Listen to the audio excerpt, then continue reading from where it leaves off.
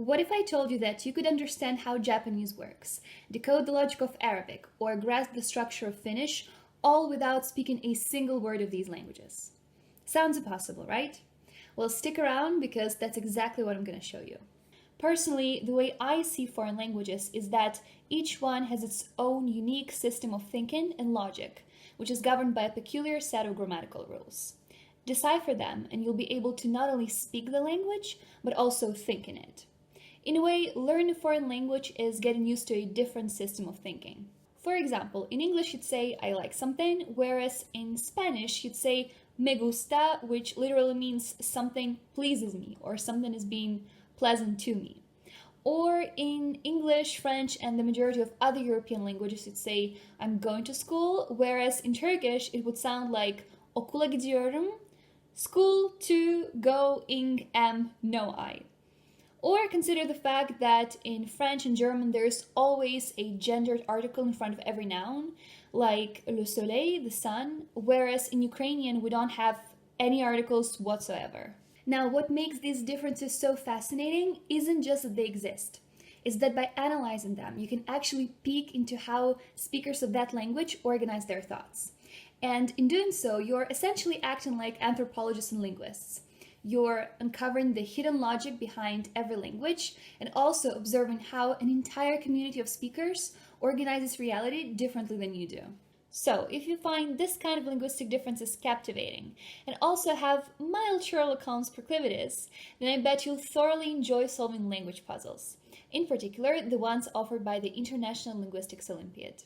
Just to give you an example of what kind of puzzles you might discover there, you might find yourself decoding Georgian and other unique alphabets, trying your hand at translating ancient Greek, or Japanese Braille without knowing Japanese or Braille, or playing around with Inuktitut numbers, figuring out how surnames are passed from generation to generation in Iceland, or even describing locations in the language of Menem Island. In fact, if you're still in high school or younger than 20 years old, you can even participate in it, depending on your country of residence. Personally, I found out about it way too late, sometime towards the end of my final year of high school, and I was really upset that I missed it. So if you're curious about languages, I highly recommend you to check it out. If you're 20 or older, the official Linguistics Olympiad has a free resource page with puzzles in a mind-blowing number of different languages like Armenian, Chinese, Hawaiian, Maori, Sumerian, Ancient Greek, and many more. And the beauty of it is that you do not need prior knowledge of any of those languages to be able to solve the puzzles.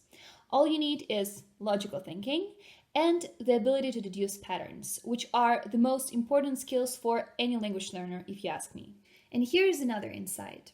By solving these puzzles, you're not just exercising your brain. You're training yourself to recognize that what feels natural in your native language is actually just one possible solution to the problem of communication. For example, English puts adjectives before nouns, but many different languages do the opposite. Or English uses strict word order to show who did what to whom, but other languages like Ukrainian or Polish use case endings instead. When you work through a puzzle in, say, Quechua or Basque, and you realize, oh, so this is how they indicate the subject in a sentence, you're experiencing a moment of cognitive expansion, because you're literally trying to think in terms of their system, even if just for a few moments.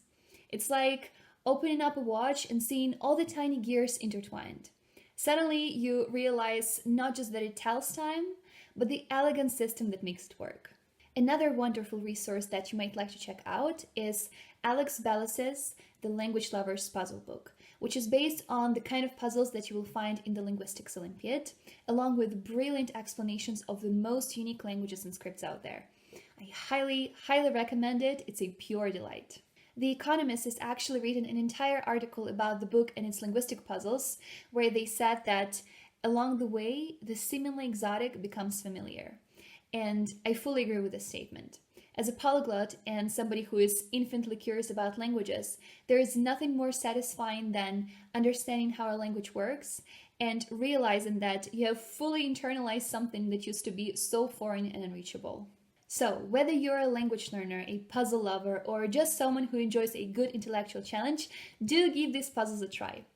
And if you find this kind of exploration exciting, don't forget to like this video, subscribe, and maybe even share it with a fellow language geek. Thanks for watching, and I'll see you in the next one.